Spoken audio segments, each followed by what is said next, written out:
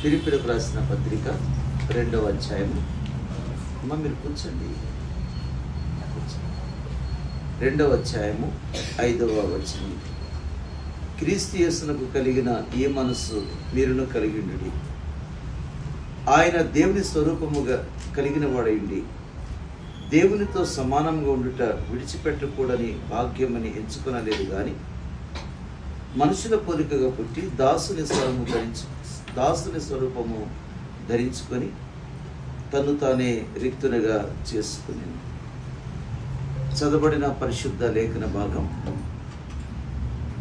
దేవుడు మనందరి ఆత్మల క్షేమార్థమై శ్రీనివాస్ గారి కుటుంబానికి అట్టి ఆశీర్వాదము, అదేవిధంగా మహేంద్ర గారి కుటుంబానికి కూడా అలాంటి దీవెన కలగాలని ఆశిస్తూ ఉన్నాను. దైవజనుడైన పౌలు ఫిలిప్పీ సంఘానికి ఉత్తరం రాస్తా ఉన్నాడు. దైవజనుడు చెరసాలలో ఉన్నాడు. సువార్త కారణాన్ని బట్టి ఆయనను అరెస్ట్ చేసి ఆయనను బంధించారు.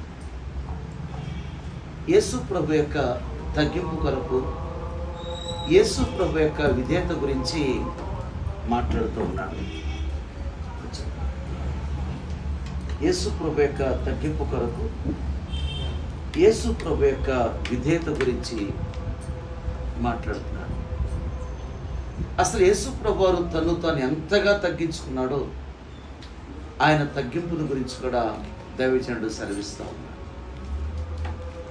ఈ క్రిస్మస్ సీజన్లో ముఖ్యంగా మనకు కావాల్సింది తగ్గింపు జీవితం. ఒక రక్షింపబడిన విశ్వాసి మ్యాక్సిమం ఎంత తగ్గించుకోగలుగుతాడో అంత దేవుని స్వరూపంలో ఆ వ్యక్తి మార్చబడతాడు.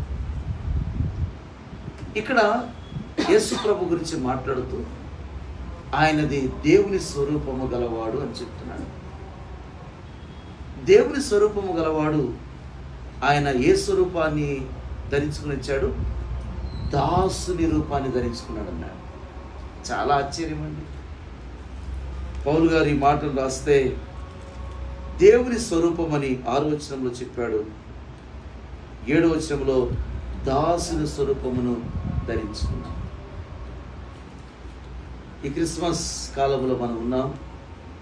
దేవుని బిడ్డలారా, దేవుని స్వరూపము, దాసుని స్వరూపము, ఈ రెండు మనము జాగ్రత్తగా మనం ధ్యానం చేయగలిగితే ఇమ్మానుయేలును మనము అనుభవించకుండా ఉండలేము. ఈ రోజంతా ఇమ్మానుయేలు మీద మన ప్రసంగం. అసలు దేవుని స్వరూపం ఎలాంటిదో మనకు తెలియాలి కదా. ఇప్పుడు చూడమ్మా, దేవుని స్వరూపం ఎలాంటిదో కొలస్సీలకు రాసిన పత్రిక 1వ అధ్యాయము 15వ వచనం. దగ్గరగా చదవండి, స్పష్టంగా చదవండి. ఆయన అదృశ్య దేవుని స్వరూపి అయి సర్వ సృష్టికి ఆది సంభూతుడై ఉన్నాడు. సృష్టికి పైగా ఆయన ఎలా ఉన్నాడంటే ఆది సంభూతుడిగా ఉన్నాడు. సర్వ సృష్టికి పైగా ఆయన దేవుని అదృశ్య స్వరూపి అని అన్నాడు. యోహాను రాసిన సువార్త 1వ అధ్యాయము 18వ వచనంలో ఏమి ప్రభు మాట్లాడుతున్నారు అంటే, యోహాను ఏం చెప్తున్నాడంటే, ఎవడును ఎప్పుడైనాను దేవుని చూడలేదు. తండ్రి రొమ్ముననున్న అద్వితీయ కుమారుడే ఆయనను బయలుపరచెను. ఎంత ప్రత్యేకమైనటువంటి వచనాలు చూడండి. ఆయన సర్వ సృష్టికి పైగా ఉన్నటువంటి ఆది సంభూతుడు అంటే ఆయన ఎవరు సృజించలేదని అర్థం. అన్నిటికీ పైగా ఉన్నవాడు, అలాంటి స్వరూపము కలిగిన వాడు మన ప్రభు అయినటువంటి యేసుక్రీస్తు. రెండోది మనం చూస్తే రోమీయులకు రాసిన పత్రిక 1వ అధ్యాయము 20వ వచనం. రోమీయులకు రాసిన పత్రిక 1వ అధ్యాయము 20వ వచనం చదవమ్మా. ఆయన అదృశ్య లక్షణములు అనగా ఆయన నిత్యశక్తియు దేవత్వమును జగదుత్పత్తి మొదలుకొని సృష్టింపబడిన వస్తువులను ఆలోచించుట వలన అబ్బాబా, అసలు ఆలోచిస్తే ఎంత గొప్పవాడనంటే చాలా విషయాలు ఇక్కడ పౌలు గారు చక్కని విషయాలు రాస్తూ ఉన్నారు. దేవుని యొక్క ఆ సూర్యుడు లేకుంటే చంద్రుడు, ఆ యొక్క నక్షత్రాలు, యేసు ప్రభు చేసేటువంటి ఈ కార్యాల గురించి చాలా చక్కగా మాట్లాడుతున్నాడు. సూర్యుడు ఉన్నాడండి. సూర్యుడు ఏం చేశాడు? పైన గాల్లో పెట్టాడు, చంద్రుడిని గాల్లో పెట్టాడు, నక్షత్రాన్ని గాల్లో పెట్టాడు, భూమిని వేలాడదీశాడు. అంటే ఆయనను ఆలోచిస్తే, ఆయన యొక్క స్వరూపము, ఆయన యొక్క కార్యాలు మనం ఆలోచిస్తే అసలు ఎంత ఆశ్చర్యం. ఇప్పుడు ఆయన ఏం చేశాడు? సూర్యుని ఏం చేశాడు? గాల్లో పెట్టాడు అంతే. నక్షత్రాన్ని గాల్లో పెట్టాడు. ఇప్పుడు మనము స్టార్ని గాల్లో పెడుతుంటుందా? ఉంటుందండి? ఉండదు. దాన్ని కట్టి తాడు కట్టాలి, పైన అది కట్టాలి, ఇది కట్టాలి, అయినా ఉండదు అది గాలేస్తే. కానీ దేవుడు ఎంత గొప్పవాడో చూడండి. ఆయన సృష్టిని మనం చూస్తే అసలు ఏంటి? సూర్యుని అలా పెట్టడం ఏంటి? చంద్రుని అలా పెట్టడం ఏంటి? నక్షత్రాలను అలా పెట్టడం ఏంటి? భూమిని వేలాడి తీయడం ఏంటి? ఆలోచిస్తే ఆయన ఎంత శక్తి కలిగినటువంటి దేవుడు ఆలోచించాడు. అలాంటి గొప్ప దేవుడు, అలాంటి దేవుని స్వరూపము కలిగిన వాడు నీ కొరకు నా కొరకు దాసుని స్వరూపం ధరించుకున్నాడు. నీ కొరకు నా కొరకు ఒక దాసుని స్వరూపాన్ని ప్రభువారు ధరించుకున్నాడు. మరి క్రిస్మస్ కాలంలో మనం ఎలాంటి స్వరూపం ఉంది కదా? కొంతమంది వికృతమైన స్వరూపాలు ఉంటాయి, రకరకాల స్వరూపాలు ఉంటాయి. రక్షించబడిన నీవు నేను అలాంటి దాసుని స్వరూపము మనకున్నప్పుడే నిజంగా అది మన జీవితానికి ఆశీర్వాదం. దేవుడు ఆకాశములు మహాకాశములు పట్టజాల దేవుడు కదా. సహజంగా థియాలజీలో 7 ఆకాశాల గురించి చెప్తాడు. 7 ఆకాశాలు ఉంటాయి. ఇప్పుడు మనకు గమనిస్తే మొదటి ఆకాశము, మధ్యాకాశము, పైన ఆకాశము. అసలు అన్నీ అలా పెట్టాడు. అసలు ఆకాశాన్ని పెట్టడం ఏంటి? మహాకాశాలు పెట్టడం ఏంటి? అసలు ఆయన గురించి ఆలోచిస్తే, ఆ ఇమ్మానుయేలు గురించి ఆలోచిస్తే, అలాంటి స్వరూపము కలిగినటువంటి ఆ ప్రభుని గురించి ఆలోచిస్తే, ఆయన దాసుని స్వరూపాన్ని ధరించుకున్నవాడుగా కనపడు. ఇప్పుడు గాలి పెట్టిన సూర్యుని సేమ్ వోల్టేజ్ అండి, సేమ్ వోల్టేజ్, తగ్గలేదు పెరగలేదు. ఆలోచించారా? మరి మనం పెట్టేది సేమ్ వోల్టేజ్ ఉంటుందా? క్రిస్మస్ అయిపోయిన వోల్టేజ్ తగ్గిపోతుంది కదా.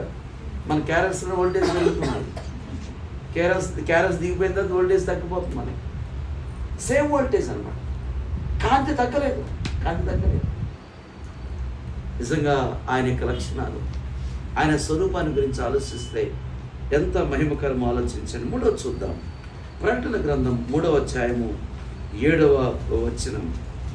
ప్రకటన గ్రంథం 3వ అధ్యాయము 7వ వచనం ఫిలదెల్ఫియా సంఘాన్ని గురించి చెప్తున్నాడు. ఆ కాలంలో భూకంపం వచ్చి కొంత కష్టం కలిగింది ఆ ప్రాంతానికి. ఏం చెప్తున్నాడు చూద్దాం. ప్రకటన గ్రంథం 3వ అధ్యాయం 7వ వచనం. ఫిలదెల్ఫియాలో ఉన్న సంఘపు దూతకు ఇలాగు రాయము. దావీదు తాళపు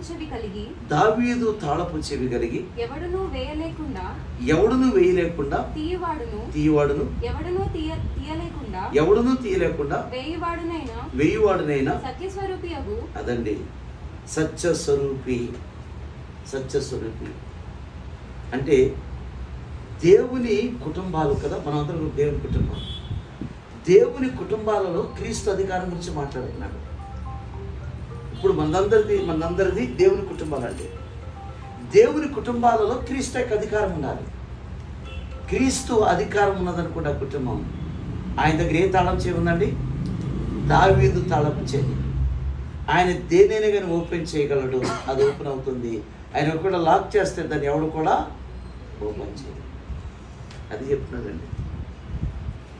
ఆలోచించారా? ఆయన ఎంత స్వరూపం అంటే క్రీస్తు కుటుంబాలలో క్రీస్తు యొక్క ఆధిపత్యం ఉండాలి. ఆయన దగ్గర తాళచేయి ఉంది.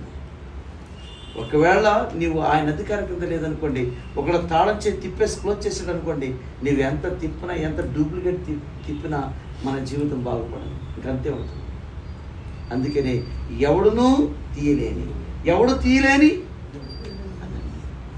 అంత అధికారం అందుకనే ఆయనది ఏమి స్వరూపం అంటే సత్యస్వరూపి. చూద్దాం ఇక 4వది చూద్దాం. యోహాను రాసిన సువార్త 17వ అధ్యాయము 25వ వచనం.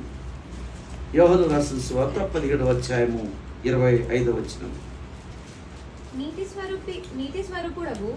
స్వరూపుడగు తండ్రి లోకము నిన్ను ఎరగలేదు, నేను నిన్ను ఎరుగుదును. అదండి, తన తండ్రి ఎవరంటే నీతి స్వరూపుడు.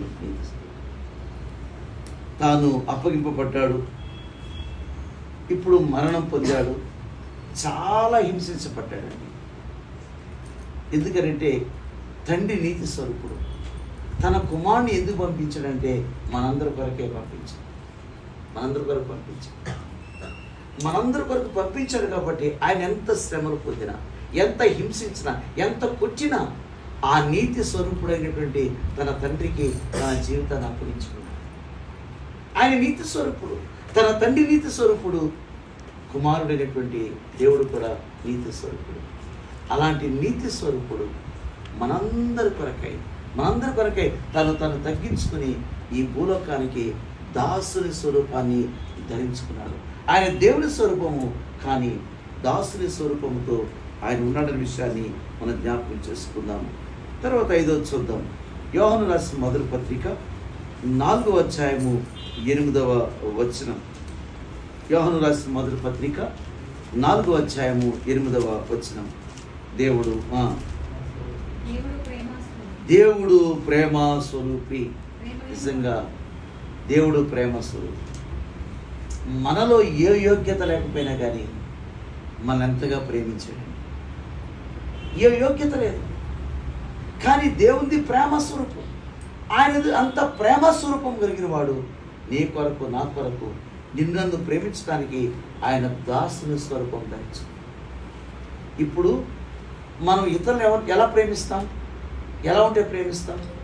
ఏమండి, ఇతరులను ఎలా ప్రేమిస్తాం? అతడు ధనవంతుడై ఉండాలి.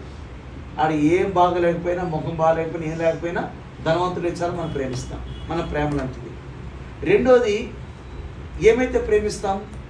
అందం ఉంటే ప్రేమిస్తాం. మూడోది ఏముంటే ప్రేమిస్తాం? అతనికి అధికారం ఉంటే ప్రేమిస్తాం. మన ప్రేమలు దేని మీద ఆధారపడతాయి అంటే, ఒకటి ధనం ఉంటే ప్రేమిస్తాం, రెండవది అందం ఉంటే ప్రేమిస్తాం, మూడవది అధికారం ఉంటే ప్రేమిస్తాం. ఏమండి, మనకేం ధనం ఉన్నదండి? అసలు మన అందం ఏం అందం అండి? అసలు మనకి ఎలాంటి అధికారం ఉంది చెప్పండి? మనకు అధికారం లేదు, మనకు ధనము లేదు, మనకి ఏది కూడా లేదు. అయినా క్రీస్తు ఆయన ప్రేమస్వరూపి. అసలు మనల్ని ప్రేమించడానికి మనలో ఏది కనపట్టలేదు. ఒక ధనము లేదు, ఒక అందము లేదు, ఒక అధికారం లేదు. అయినా దేవుడు మనల్ని ప్రేమించి ఆయన దాసుని స్వరూపము ధరించింది. చూద్దాం, ఇంకా ముందుకు వెళదాం. ఎన్నో విషయాలు ఉన్నాయండి ఇక్కడ. కాబట్టి మనం మరొక మాటను చూద్దాం. ఒకవేళ మన స్థితిని చూస్తే ప్రభు లోకానికి వస్తాడా చెప్పండి? ఇప్పుడు మన అందాన్ని చూసి, మన డబ్బును చూసి, మన అధికారం చూస్తే ప్రభు లోకానికి వచ్చేవాడు, అరే ఈ దగ్గర అందము లేదు, ధనము లేదు, లేకపోతే ఏమీ లేదు అని ప్రభు రాలేదు. ఈ మూడు లేకపోయినా కానీ యేసు ప్రభు వారు ఈ లోకానికి వచ్చారు. 6వది మనం చూద్దాం. యేస్కేలు గ్రంథం 1వ అధ్యాయము 27వ వచనం. యేస్కేలు ప్రవక్త ఒక దర్శనం చూస్తూ ఉన్నాడు. యేస్కేలు గ్రంథం 1వ అధ్యాయము 27వ వచనం. చుట్టూ దాని లోపట కరుగుచున్న ఇత్తడియు అగ్నియు నున్నట్టు నాకు కనబడెను. నడుము మొదలుకొని దిగువకును ఆయన అగ్ని స్వరూపముగా నాకు కనబడెను. ఎవరండి? ఏ స్వరూపం అనేది?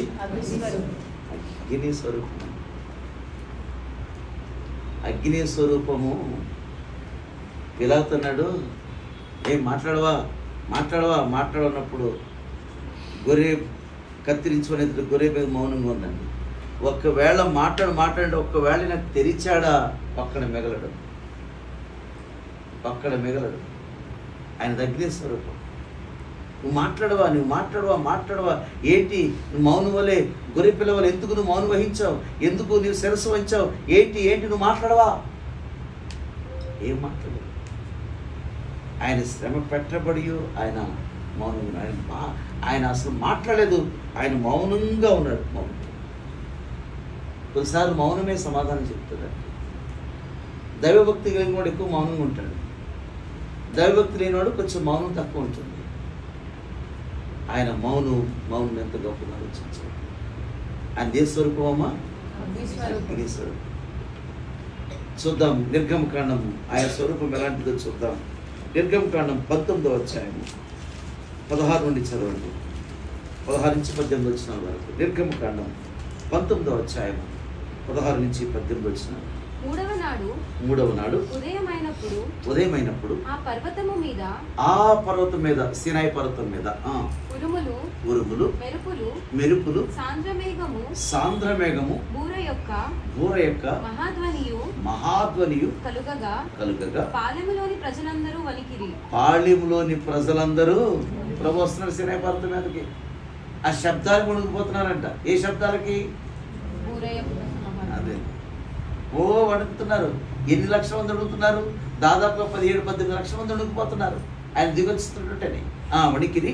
దేవునిని ఎదుర్కొనుటకు మోషే పాలెములో నుండి ప్రజలను అవతలకు రప్పింపగా వారు పర్వతము దిగువను నిలిచిరి.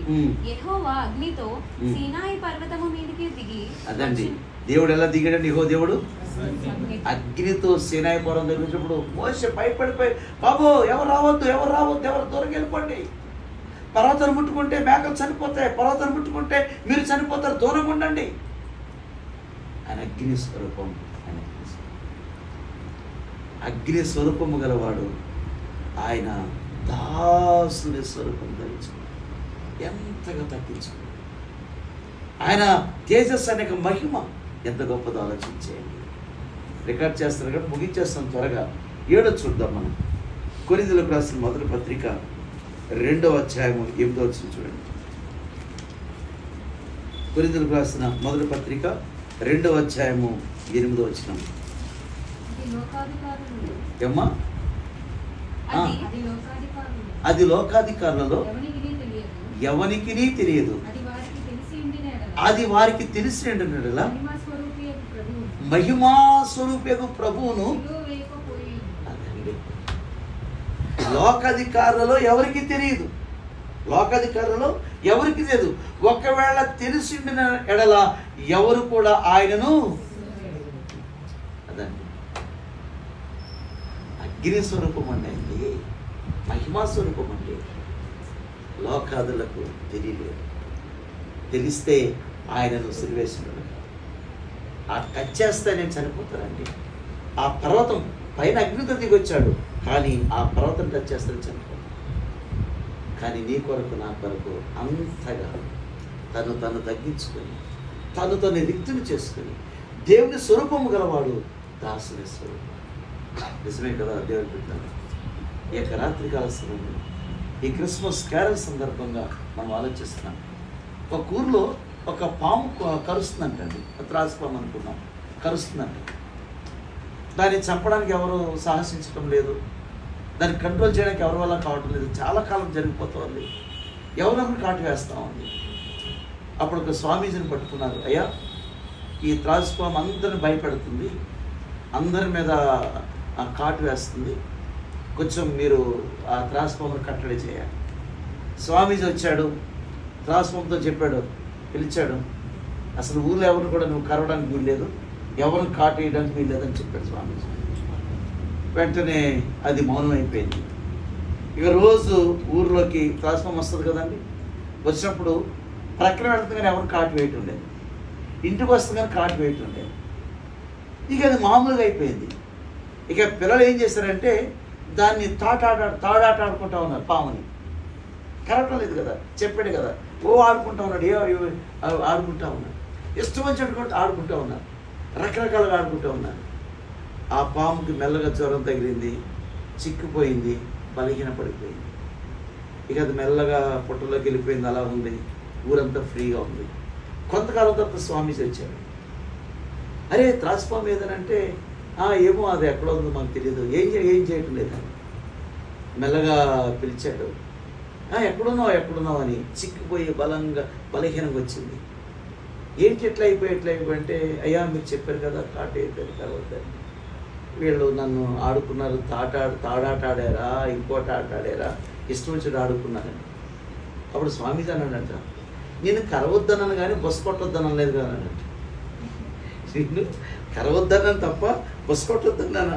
నువ్వు బొస్సు కొట్టాల్సింది అలా చేసినప్పుడు అన్నాడు. నిజమే, ప్రభువును తన శరీరాన్ని దున్నేశాడు. యేసు ప్రభును ఒక ఆట ఆడేసుకున్నారు. ఆయనను కొట్టారా, తిట్టారా, ఉమ్మి వేశారా, దూషించారా, పిడిగుద్దులు కుట్టారా, చెంపను పెరికారా, ఆయన ఎంతగా కొట్టినా బొస్సు కొట్టలేదు, మాట్లాడలేదు. తిరిగి కలవరి శిలువలో మనందరి కొరకై విజ్ఞాపన చేశాడు.